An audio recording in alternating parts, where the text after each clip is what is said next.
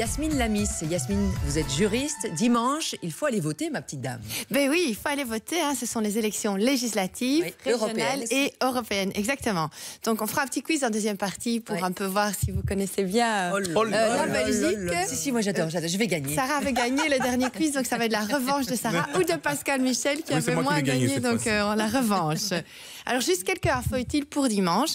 Alors, sachez d'abord que si vous n'avez pas votre convocation et que vous allez voter, ce n'est pas grave, ce n'est pas obligatoire d'avoir sa convocation quand vous allez voter. Le vote ne sera pas annulé si vous n'avez pas votre convocation. La seule chose importante à avoir, c'est votre carte d'identité. Donc, sachez-le, toujours important. Alors, il y a quelques nouveautés. La première, c'est que dans les maisons de repos, dans certaines maisons de repos, eh bien, ce sera possible pour les résidents de certaines maisons de repos de voter sur place. Donc, on va aménager dans certaines maisons une urne pour les personnes plus âgées en Wallonie. Donc, renseignez-vous si vous avez des parents en maison de repos. Dans certaines maisons de repos, on a aménagé ça justement pour permettre aux personnes plus âgées d'aller voter. Alors, autre chose aussi, pour les personnes à mobilité réduite, vous pourrez aussi faire une déclaration à la commune pour demander d'être réorienté vers un bureau de vote plus adapté.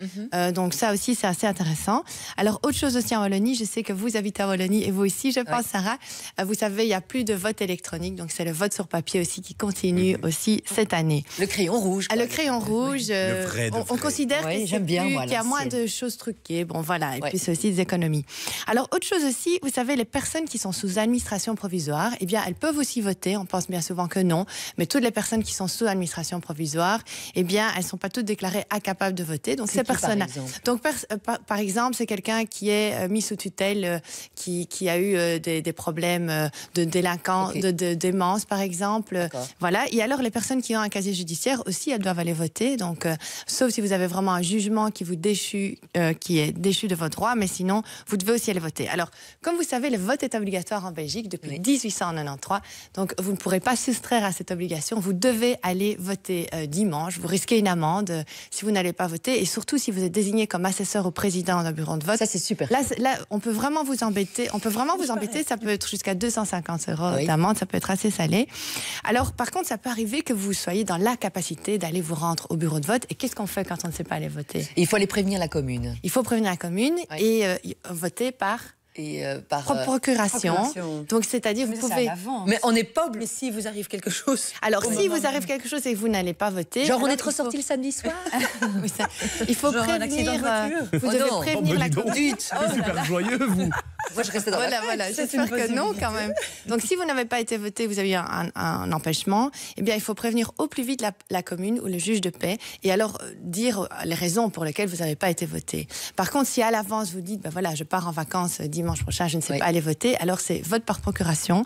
Et justement. On n'est pas obligé de faire la procuration, si on montre les billets d'avion et tout ça, la réservation. Normalement, c'est le vote par procuration parce que le vote est vraiment obligatoire. Donc, si vous savez à l'avance, que vous savez pas aller voter, ben, on va faire vote par procuration. Donc voilà une petite vidéo qui va vous dire quand on peut faire le vote par procuration et comment ça marche.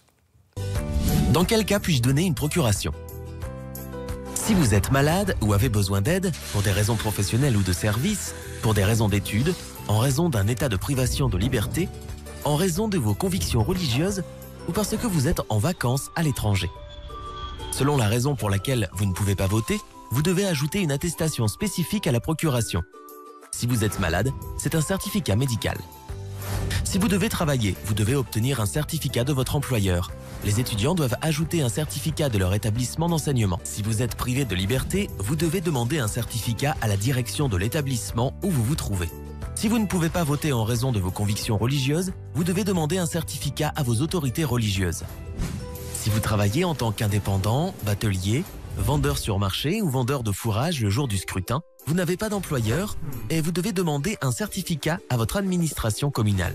Enfin, si vous êtes en vacances à l'étranger, vous devez également obtenir une attestation de votre administration communale. Tout est toujours plus clair avec un petit dessin animé. Merci Yasmine. On termine avec quelques liens utiles quand même. Voilà, alors un lien utile, donc élection.fgov.be avec toutes les infos utiles pour les élections. Élection.fgov.be, c'est le site officiel du gouvernement.